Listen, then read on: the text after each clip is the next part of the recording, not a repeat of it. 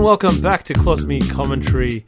We're back after the coronavirus hit, and today we just give a real summary of where the coronavirus is at and bring the exciting news that football may be coming back sooner than we hope. Bit of mentioning of what's going on in other places, other sports, and just I guess a bit of a philosophical discussion about the coronavirus itself. But please welcome back, sit back, relax, and enjoy the show.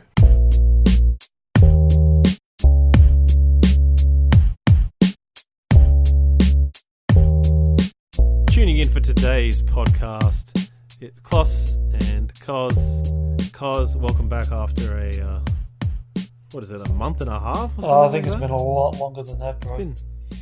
I'm enjoying this COVID-19. I'm able to record sitting at home on my bed, not having to worry about going out into the world. It's actually it's amazing.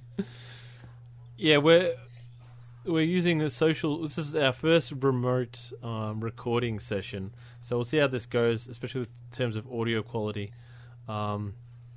Apparently, Koz has a good laptop mic, but I guess we'll find out. I'm very bullish. I'm bullish about my laptop. Right, so today, I'm very bullish. you got to stand up for your laptop, right? It's been through thick and thin. It's new too. But anyway, it's very important. Anyway. Right. So when we last left off, we actually had an episode ready to go talking about how Liverpool hadn't been knocked out yet, but it was sort of it could have happened, and that's how far back it was that we were still playing games of football, and then it became kind of pointless to put that up because of the coronavirus. Now, at this stage, we've all been through the ups and downs, thick and thin.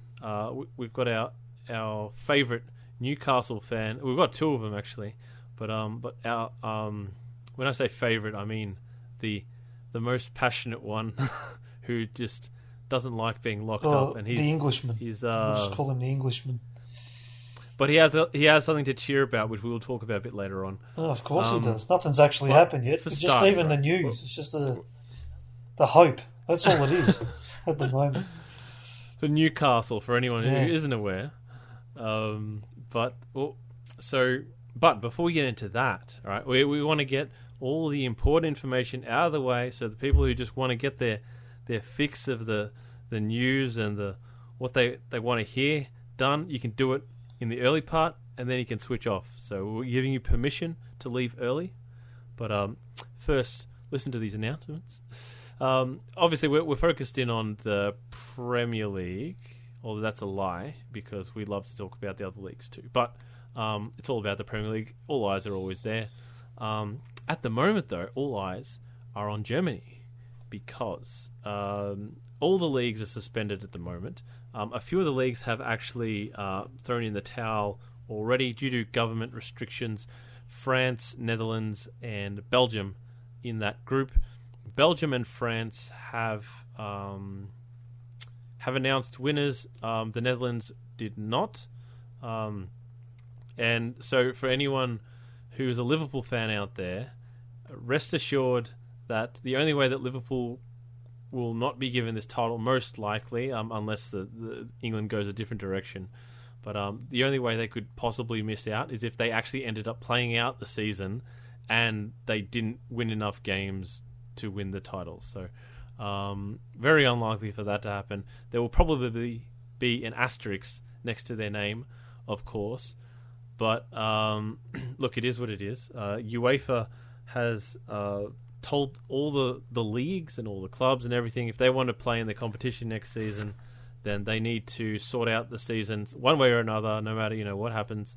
And has to be a merit-based approach. Now, Koz, I don't know if you saw the Dutch league, but it's Ajax and AZ Alkmaar separated on goal difference. I would have assumed it was I would have assumed it was PSV. Where are PSV at? No, PSV's been in struggle town this season. Yeah, right. Not complete struggle town, but they're They just had a really bad start to the season, and they're not quite up there. Yeah, Alkmaar's just sort of done a Lazio. Well, Alkmaar. That's why the wins. Dutch obviously haven't announced the champion. It's just way too close to call. But the Belgian. Yeah, well, that's just it. And the Belgian and the French league had actually technically. Yeah. This delay's really shit me.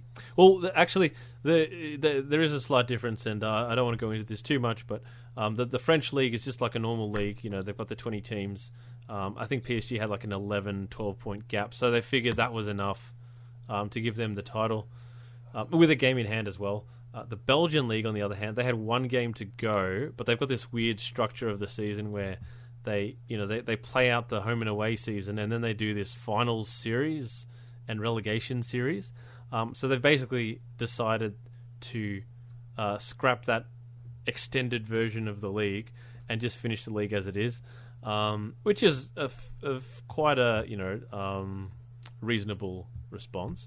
But I'm sure some of the teams will be kicking themselves because normally there's more to play for. So it's kind of like Richmond getting into the right form at the right time of the season. You know, you don't have to finish top, but you just finish in the there and thereabouts, and you have a go at it and just go smack. Come in. They won both their premierships from not being premiers, minor premiers. Oh, that's the formula in the AFL. So that's really the way to go. That's the way to go. Yeah. That is the way to go. Well, it's a different system. When you got the finals format, that's how you got to play it. You got to be playing your best at the end. Yeah, well, that's exactly it. So I feel like some of the Belgian clubs might sort of feel a little bit aggrieved. It's like, we're getting our season up and running, and we're going to use the end of the thing as a springboard, and then we're going to pounce. And wasn't there only one game left? Yeah, there was one game left. So, but the thing is, like the final positions though, only dictate sort of where you like what kind of advantage you have in the final series. It doesn't determine the final spot usually.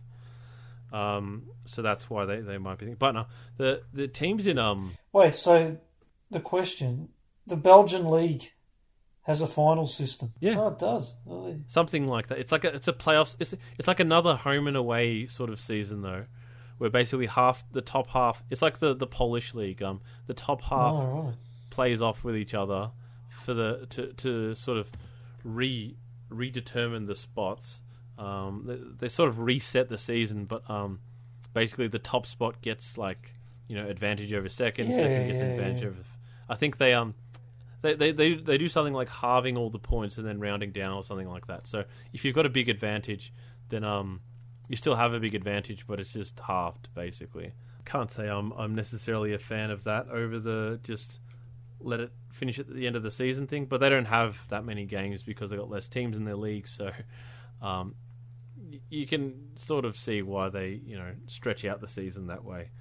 But the Dutch league, though, AZ Alkmaar was disappointed because they don't get as many Champions League spots, and some teams, by being they're still, even though they didn't declare a winner, Ajax still finished first, which means that they get the Champions League, I think, qualifying spot, and then Alkmaar only get the they have to go through an extra qualifying stage or an extra few qualifying stages.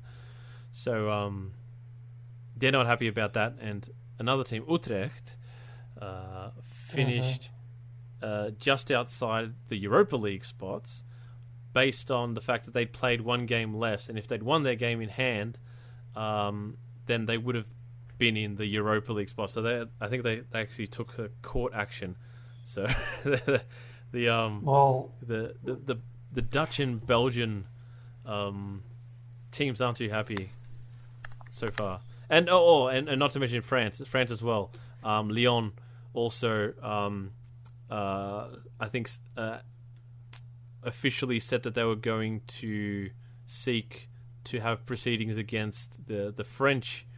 Whatever that's called, the FA, because they could have still made the Champions League spots, and because they won't make Champions League because of the cutting off the season as it is now, then players actually have written into their contracts that they can be sold cheaper, and they're going to lose their players, and they want to sue them for that, basically. So there's lots of interesting stuff going on in terms of where the leagues are. All the other leagues at this stage are still looking to continue the season at some stage, but the only league that's actually close to doing that is Germany, the Bundesliga, who are obviously one of the top 4 leagues in Europe, and they've started training now. They've sent a plan to the politicians and said, all right, this is what our plan is, a safety plan. And this is where it really gets interesting. It's like, what's next? Because it's a bit... You can't expect teams to sort of go off the... All right, if one player gets sick, then the whole team gets quarantined, because then I very much doubt you can get through a whole season if you just keep doing that. If you quarantine an entire team for 2 weeks, especially when they've got a short time period where they want to get these games done now, because they're really trying to rush it through before, I don't know, some clubs were sort of saying September, because they actually still want to finish the UEFA competition. So I don't know how they're going to do that, but it's going to be interesting to see what they try. But we've had an interesting scenario come up where so the Bundesliga, they've sent their plan towards the politicians, and they're sorting it out whether they're going to get the check, whether they're going to get the green light to go ahead. The plan does, though, involve not quarantining the whole team if a player gets sick, which I think is very important, because you just quarantine the players that are sick and the staff that are sick, and they go into 2 weeks quarantine. I take it you haven't read any of this, Cos? I have not. No, I haven't. Look, a lot of money is just being lost, no matter which way you look at it. I mean, you're looking at the French league and the Dutch league and the problems there with Utrecht and Lyon, and it's really, I don't know why they cancel. I mean, obviously France and the Netherlands have been hit pretty bad, but you would have thought was due to government restrictions. So the government, so the government said there's no sport being played until after September in those 3 countries. So that's why they've cancelled the league, because they've got no chance of actually finishing the league by, well, the end of September, which I think was the cutoff date. That's why they've cancelled the league. Otherwise, they probably would have at least tried. So is the end of September the cutoff point for all the European leagues as a whole, or is that just those countries? I think it's just for the European leagues, if they want to basically play in UEFA next season. But I don't know. I don't know how they're going to finish the seasons, because the vaccine won't be out until next year, and as soon as you start, removing restrictions on people, the virus can easily just spread again, and it probably will. So when can people start? I don't know. It's pretty hard. Well, the thing is, really, the vaccine may not come at all if it comes. Oh, that's great, isn't it? But yeah, well, the thing is, the reality is that a vaccine, some people are talking about something next year. Most people are saying realistically 18 months minimum. And when people say minimum, that's usually quite unrealistic, which means probably closer to 2 years. So if you're really thinking about it, you have to you've got 2 options. You either find, you just don't have any football for the next 2 years, or you find a way to play while the coronavirus is going round without a vaccine. So there's no easy way to answer that. Although personally, I have to say, I know, Cos, that you've sort of had a bit of your ups and downs with this as well. There's this great divide amongst nations and people, where there's the people who want to sort of get a move on and get back to work, get back to just life in general and everything. And then there's the people who want to just stay in hibernation basically until this blows over. I'm not sure if those people realize that this isn't something that will blow over. This isn't it's not like another 3 months of this, another 6 months of this even, and then we can just go out, quote unquote safely, because it's still gonna be around. This isn't gonna go away. So I'm not sure how much longer. I don't know where you sit on that, cause I know originally I was definitely sort of more on the just stay at home side. But that's on the basis that, I guess there was a plan of some sort. But now it sort of seems like everyone's backed themselves into a corner, and we're getting to a stage now where we don't know if we're going to come out again, and it's sort of it's I guess there's a lot of unknowns around that people don't know much about the virus and everything.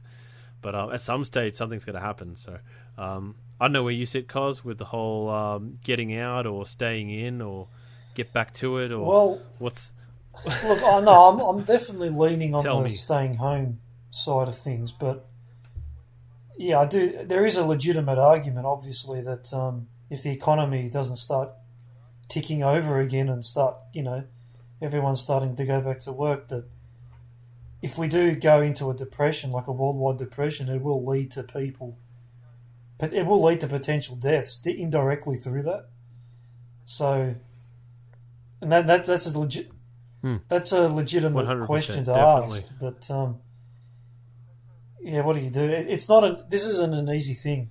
I mean, at some point the economy has to start again, but at what price? In terms of lives, it's not. But then, I really don't know. Well, there's a big knock-on effect anyway. Either way, if the economy keeps going like this, I know that a lot of the poorer nations, for example, are really like this. This is actually taking a lot of lives in those countries because they just don't have work. So, they actually need, unlike. People forget that, in this country, if you don't have work here, you're either, I don't know, very worst, you might, lose your house or something like that, or go on the dole or something like that. At least in Australia, we're very lucky here. In some countries, you don't have work, you literally don't have food.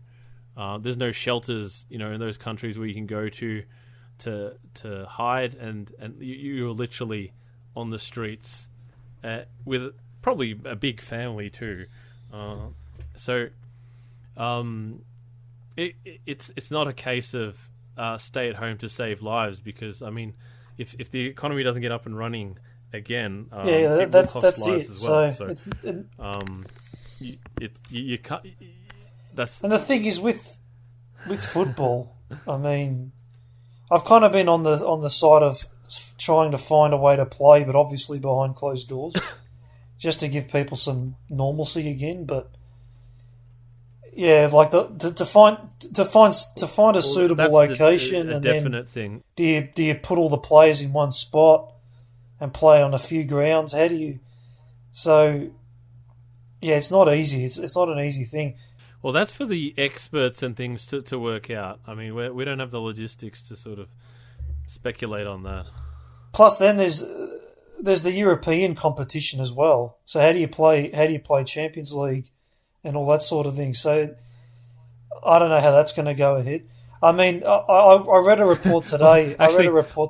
This isn't soccer related, but going to the NBA in America, apparently they're looking at Disneyland as one of the potential venues to play out the rest of the basketball season. Which will be funny if players like LeBron James can be the princess in the building and in the castle. That'll be very, very funny. So there's some interesting solutions, and the Premier League. The news was going around in Australia that apparently they were going to play the rest of the games in Perth at 4 different grounds, and then And the Perth governor basically shut that down pretty quickly. I don't know why. I mean, it would have been awesome to have the Premier League in Perth. For them, at least, I'd imagine so. But he shut it down pretty quickly. I think he shut it down because it's complete and Well, they do have four good grounds that can play, like suitable grounds. So, but anyway. Well, how about they sort out the rest of the season through esports? You know, they just the footballers play FIFA. You know, the NFL. Well, is there a transfer window? I don't know when their season starts, but just sort it out. See, the clubs can buy some. Well, the clubs can buy some great esports players. Window. You know, those ones that have won FIFA tournaments. Can you get a transfer window going? I'm not sure, but recently there was an esports tournament where the final was actually between Trent Alexander-Arnold from Liverpool and Jota from Wolves, and in extra time Jota was victorious. The semi-final had Trent Alexander-Arnold against Raheem Sterling actually, which was kind of funny. So it was Liverpool versus Manchester United.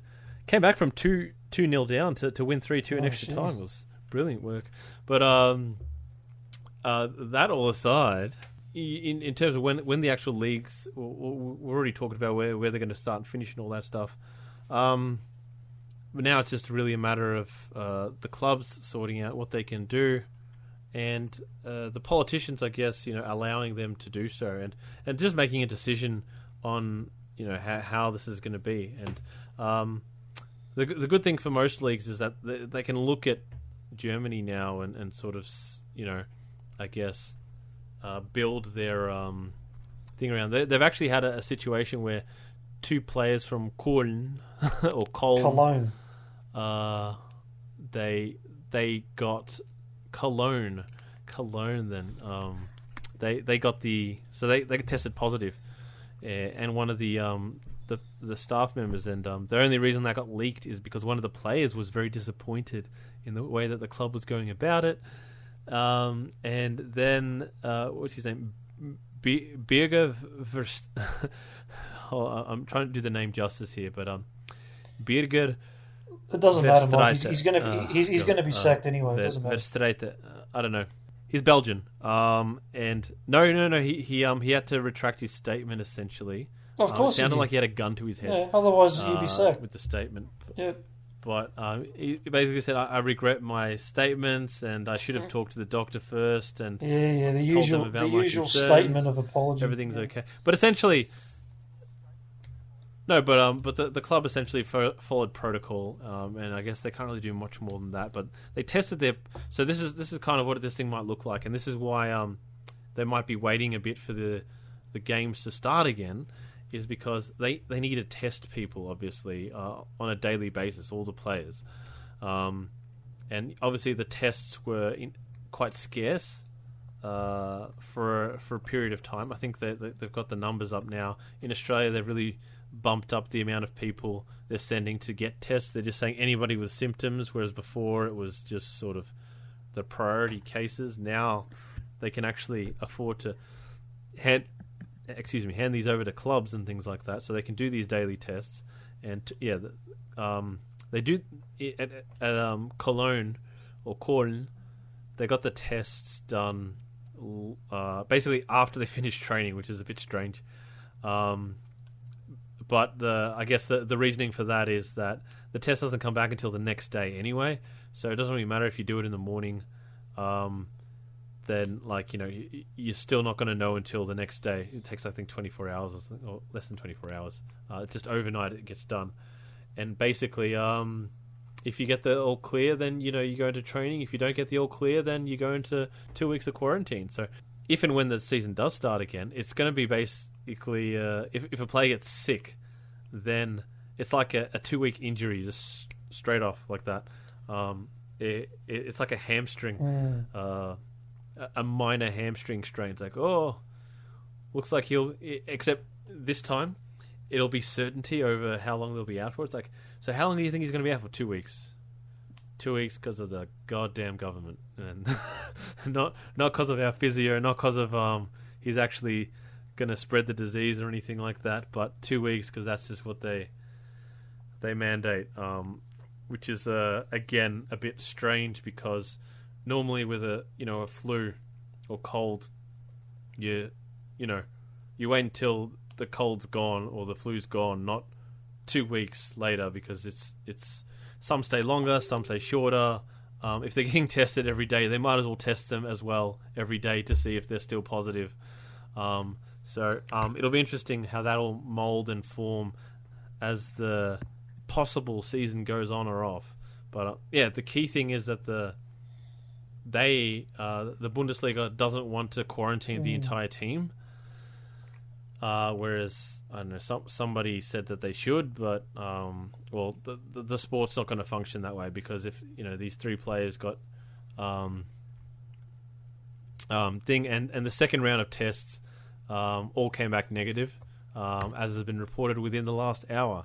So clearly the three staff members who got the virus, asymptomatic, not showing any symptoms, didn't spread the disease clearly, and they're good to go basically at the moment. So everyone's just being tested so that they get a clean bill of health, and I think this is the way forward, to be honest. And I think they should probably get back to it to get a sense of normality back.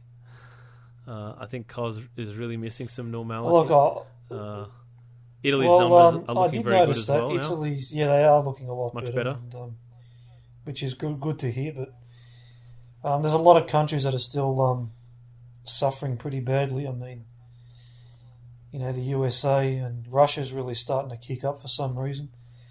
But on a personal level, I personally believe I've adapted quite well to the lockdown. I'm quite introverted. I'm quite happy to stay at home, not having to see people. I don't care. I mean, I'm quite content to stay in my room. Yep. No, I'm enjoying it. I mean, a lot of people are. I mean, some people can't take it, but for me, it's not that much of an issue. It would be more of an issue for me if I had to go out every day. Like if there was something forcing me to leave my home every single day, I would struggle. Yeah. No. Well, not a job. Obviously, I need a job. That's a different. That's a difference because I voluntarily look for work. I'm saying if I'm forced by some sort of Right. Yeah. If you sign up for a job, then you can't complain that you got to leave your house. What was I going to say? Well, you were saying before, also speculating about the players and how they're going to take this whole thing. Obviously, here one of these players from Corn, not very happy with the approach that he has a girlfriend apparently who's sent back to Belgium, which is also a bit strange because in Belgium the situation's quite there's no place like serious. Home, Mike. They've got the worst. No place like home. Yeah, but they've got the worst per 100. Yeah, but that's the thinking, deaths. Mike. Oh, go home. You'll be safe at home. You'll be safe at home in the world. Safe at home. Outside San Marino. No, because he was around players that were sick. So I think that was sort of like the reasoning behind that. Which is why he was unhappy, because he was in direct contact with all these players and stuff. Anyway. A lot of people sick there because they've sort of they're a bit open in everything's sort of going as normal in Belgium, from my understanding. So I don't think they've got any restrictions in place. So that's part of the reason for that. She was safer in Germany. Because the thing is, she's got a heart condition. She's had heart conditions in the past or something like that, apparently. So that's why he was particularly concerned, which is why I think he went out. Oh, look, I don't blame him for being concerned at all. I mean, if that's the situation, but he would be safer in Germany. She would be safer in Germany. You're right. So I don't know what he's thinking sending her to Belgium. Well, that's what I said before. So. There's no place like home. There's no other reason to go there. There's no place like home. Yeah. Anyway. As long as they're taking care of that's the most important thing. However, looking more locally, obviously we've got our own sports here, and we've got the A-League, which is the Australian version of football here, but we've also got the Australian version of football, which is actually really a Victorian South version Australia, of football. Western Australia. One of the best state in Australia. Yeah, but see that. Yeah, okay, it's okay. It's a southern part of Australia. Yeah. Southern and Tasmania, Australia. don't forget Tasmania. We'll call it that. Only basically. Yeah. Yeah, well then Southern Australia. There you go. Like it's perfect. Basically, the south part of Australia believes in this code of football, and they were thinking of ways to get that up and running again. And cause you came across some players it's not just some like players, Mike. It's the majority of the players want to go forward. The AFL want to put players in hubs and play the games in one spot, basically, of Australia, and that requires the players to be away from their families for a few months. And the players have kicked up a storm, and I just think it's pretty selfish. I mean, look, which is, I guess, understandable. I guess I would like to think that they would want to play, since they are being paid to play. They should play, and they should, and they should. Well, yeah, they point that out too. You should point. They are still getting out paid. They're getting paid. They have taken a pay cut, but they're still getting paid. They should play for the fans, for the community. If they really cared, they should play and give some normalcy to our lives again, some normality, right? And now I understand. Now, the complaint, from my understanding, isn't because of the safety. I understand that they didn't sign up for this. They didn't sign up to be away from their family. I get that, right? But no one signed up for this virus. No one signed up to be in lockdown. So just do your part and play. Your families will be looked. And no one's being paid after, for being in this lockdown. Right? The money you bring home is still adequate, I would imagine. You're not on the dole, so I don't understand what you're on about. Now I understand, there are exceptions if you're expecting a baby and you want to be there. Okay, fine, but that's an exception. You all should be playing, and I'm really at the point now where if they refuse to play, they should just not be paid, because that's just refusing to play. That's where. See, now this is starting to sound a bit like conscription. It is conscription, mate. It is conscription. You go out there and you play. We're sending them off to war, and your family will be taken care of. But look, if something happens to you, it's. I mean, think about the your war. Family's taken care of. It's okay. Think about the war when they went to war. They couldn't speak. There was no Skype. No video chat. You had to write a letter, and then you wouldn't even have the letter got there. Waiting for the reply. Is it going to reply? Is the reply going to come? I don't know. Don't even know if she got the letter. Now you're calling it. Oh, I see you. Yeah, I hear your voice. These players have no idea how it used to be. That's it. We should take it back to the old times. We should just get rid of I'm all internet communication. not saying that. Bring back the boats. Start sending letters. Oh, you are saying that. No, but I am saying that. I am saying that. I am saying that. Let's just get rid of all this stuff. Just but I mean, like, yeah. I mean, cause just for 6 months, like just for 6 months, so we can appreciate what we have now. Just get rid of all the luxuries. You've got a point, because people, I don't think people really understand what they've got, and they don't really value what they've got, and the only way they will value that is if it's taken away. You don't know what you've got until it's gone. Imagine if we did that just once every 6 months, just set back technology back 50 years, just 50 years backwards, and no matter what point in time, then say, all right, we can only use technology that was invented after the year 2000. Wow, 1970. Wow, we're already in the 70s by now. That's so you can watch that. A pretty good range there. Yeah, watch that 70s show. I think you can still fly. That's what it's like. No, but that was set in the 70s. No internet, no computer. Those old TVs with the cable, that antenna. You had to adjust the antenna. Right now. Oh no! I've just sent him back on a. I've sent him back on a trip there of nostalgia. It's funny, I wasn't born in the 70s. Oh. But for some reason, I've got a fascination of the 70s and the 80s. Yeah. All right.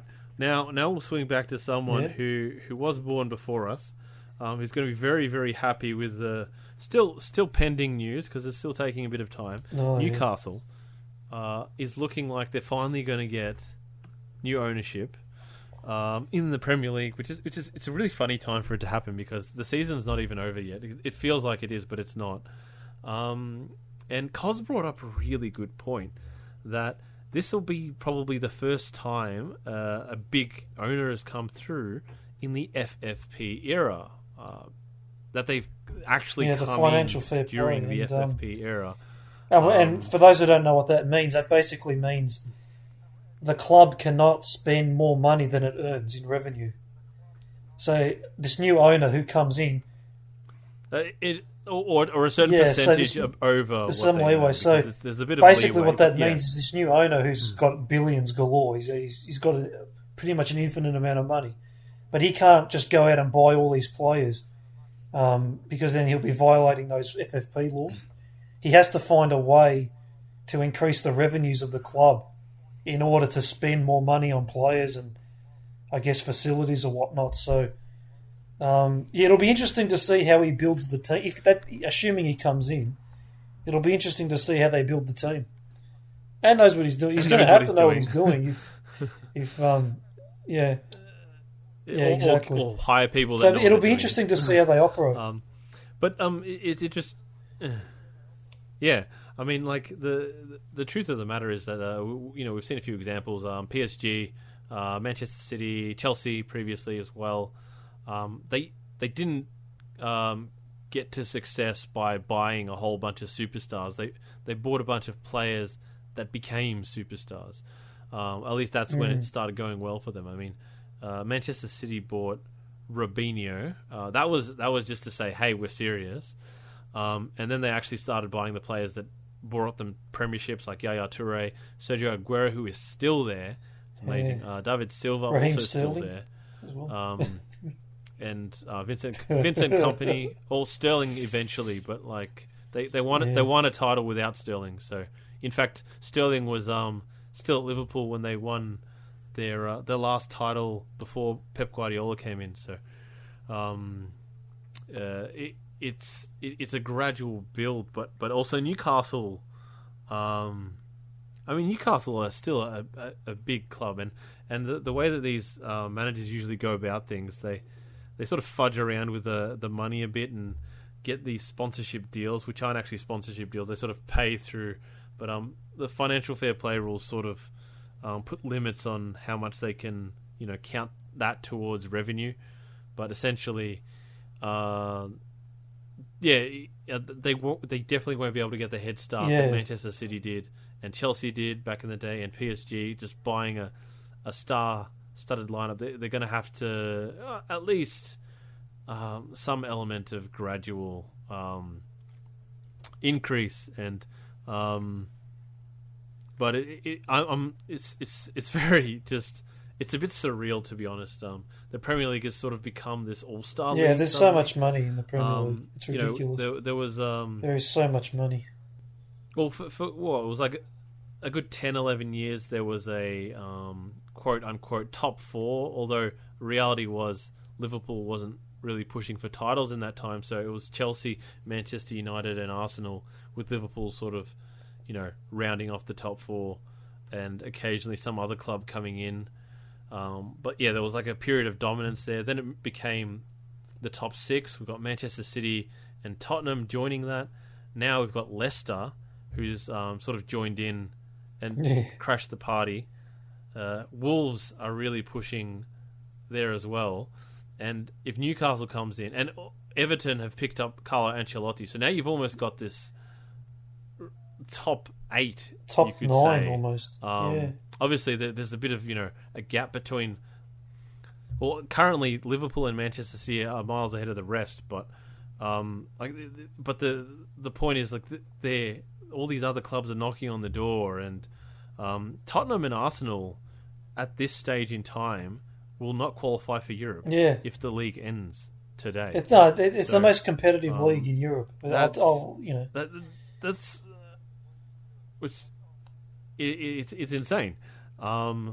And so you kind of, if you throw in Newcastle, and some people are, throwing around rumours that Pochettino could be back in the Premier League. Look, I don't know. I don't know if there's any truth to those rumours, but I will say, if Newcastle were to get him, that is a massive coup. If they were to get him. And apparently there's a whole bunch of other players that might come as well. Some people are saying Coutinho would come play for Pochettino. Imagine Coutinho playing for Newcastle. That would just be... That would be quite a... I mean, that's the only realistic one that I can... From the images I've seen, I've imagined Messi and Ronaldo playing for Newcastle as well, and I've imagined De Bruyne and De Ligt and De Gea and Mbappe, De Gea all playing for Newcastle. So, and realistically, the guy could afford them if it wasn't for financial fair play. Well... Also, those players would have to need to actually want to come there, and if they're in contract, you just buy them. You just buy them. You just hire goons to go to their house. You just go up to Barcelona. How much do you want for Messi? I want $1 billion. There it is. Here's the check. $1 billion. I'll take Messi because he's got the money. He's got the money. But you realise the players have. They'll agree if you pay him enough. Everyone has a price, mate.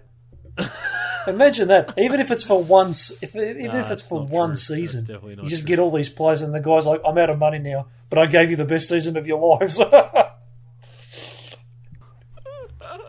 That just sells the club to Hicks and Gillett. Yeah. But what's it called? No, honestly, having Newcastle join the fray.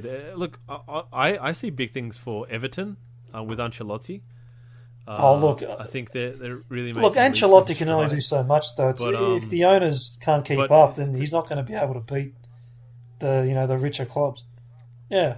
The owners are all right at Everton. They're not cheap. I'm not saying they're poor, but the owners at Everton. If they can't keep up with the others, then Ancelotti can only do so much.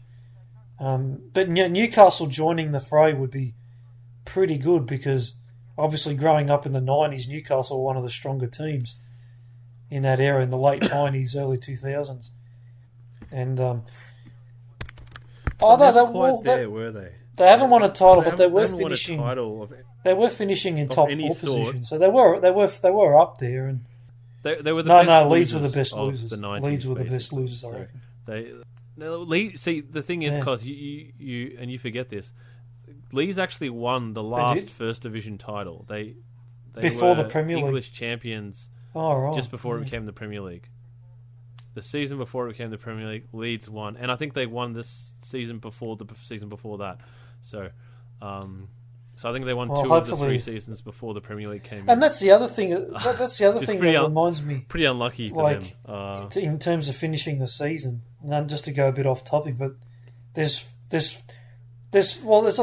tiers of football. So how does this all? I don't know how they're going to do it. Yeah, that's just professional. Then you got the lower league. So I'm not sure how that's going to work, but no. In terms of Newcastle, it'll be very interesting if they join the fray. It'll be very good. They are a big club. They've got a massive supporter base.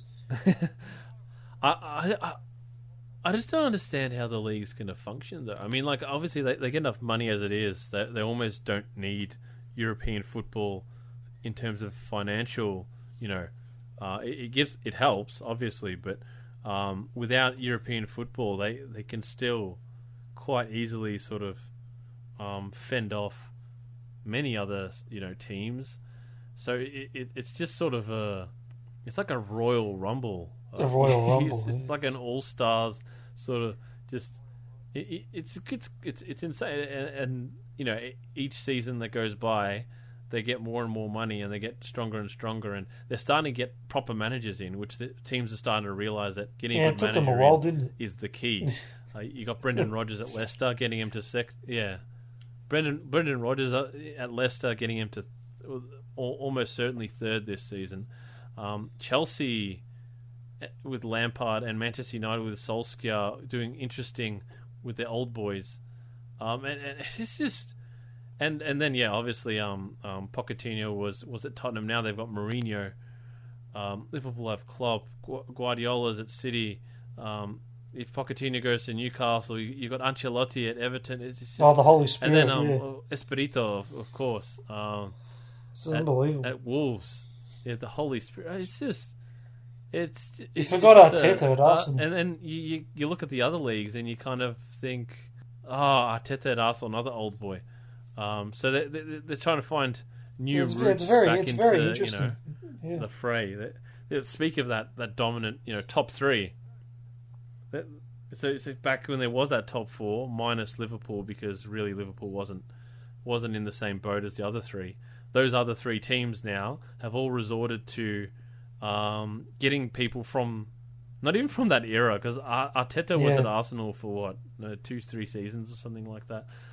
He had nothing to do with those but he somehow knows about the culture of the club, and apparently he's going to do wonders.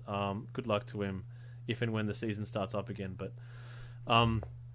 no, there's plenty of stuff going on there. However, I think because the only thing I wanted to get off my plate was the players refusing to play. That was on my chest. But it's gone now. It is gone. Yeah, well, I mean, look, I am missing sport. I mean, sport's a big part of my life. I love watching it. Any sport, really, except for cricket. But anyway, I'm starting to appreciate cricket. But anyway, sure you prefer badminton. Yeah, so that's a hard adjustment. But other than that, you can't really complain. So, I mean, look, I've never really been a fan of this whole hide and hope approach, but I trust that the authorities are doing things in the background to get us back on track. They're not losing sight of. I know that different countries are going at it differently, which I guess is a great thing, because we can see what happens if you do too much or too little. And we've seen that in a lot of places where they've just completely shut everything down, and then in other places where they've just let everything go as normal. We'll see who ends up better at the end of the day, because the fact of the matter is that all the countries that have shut up shop, basically, are only really delaying, because if the virus gets around, then at least you've got that sort of first wave of protection. So a second wave wouldn't be as devastating in those countries that have been hit the hardest. But in the countries that have managed to stave off the death toll, they're still going to be a bit vulnerable. So if they come out at some stage, which at some stage they'll have to, so we won't know what the result of that is until the end. But for the time being, we have something to look forward to. Germany is going to try and get the season started again. I think they said they want to finish it by the end of June, which means that they're going to have to start it probably sometime this month. So within a few weeks, we might actually have some football going on again, which is very exciting. And plus, it's the German league, which is a great league. Although one person did bring up the point that just another thing, if you're really desperate to find football, there's the Belarusian league, and there's a particular team called FK Slutsk, which you should really get behind. It's amazing. The Slutsk. I think they've got the greatest support base in Australia. They've actually they've got a cult following. Well, it's a cult following. When you name the team the Slutsk, you're going to get a cult following. And my God, my word, they've got a cult following. I tell you. And I think they're doing well. So, I mean, but Batey Borisov, who were they? It's Borisov. funny. You've got to go for the Slutsk. But I know that they you sort of see Australian fans and things like that posting on these pages, and then you've got actual fans of the club. I'm not saying that they're not actual fans, but I mean more seasoned fans from Belarus or from regions in Russia or the Ukraine or something like that, and saying, yeah, look, these guys are not that special. Like there's no reason to just settle down. Just it's okay. And then they're making all these rivalries, like what you're saying, Bate Borisov's like, Bate Borisov. Oh, mate, look, I've been following this club for the last 5 weeks, and like the hatred for Borisov just runs deep, and the local sort of fans are sort of saying, look, the rivalry between these guys is like the rivalry between Fulham and Preston North End, okay? It was, which basically, there's no rivalry at all. It's just completely overplayed, and you've got people playing out a fantasy in their head. It's great. It's kind of like fantasy football, but how it should be, more or less, with hatred, rivalries, and things like that. But that is going to be it for today. Next week we will be back, and we will be talking about things that are hopefully not too coronavirus related. We'll try and stay as far away from coronavirus as we can, but still try and stay with the football and keep things interesting. So thanks anyone who is listening, and don't forget to check out our YouTube page, Closmy Commentary, KLOSMI Commentary, as it's spelled normally. And Cos, thanks for bringing back the pod. I just hope this works.